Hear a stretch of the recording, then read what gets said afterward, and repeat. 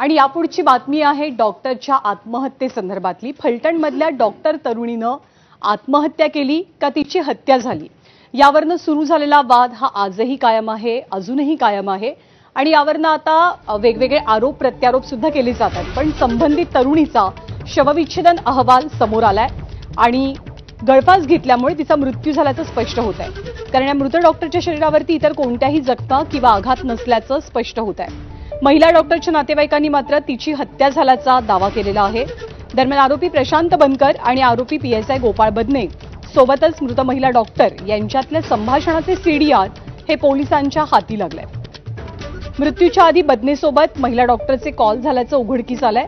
मात्र पोलिसांना शरणानंतर अद्याप त्यांना आपला फोन पोलिसांना दिलेला नाहीये। त्याच्या फोनचा शोध सुरू आहे। त्यामुळे आता या प्रकरणात नेमके कोणकोणते खुलासे होतात हे पाहावं लागेल।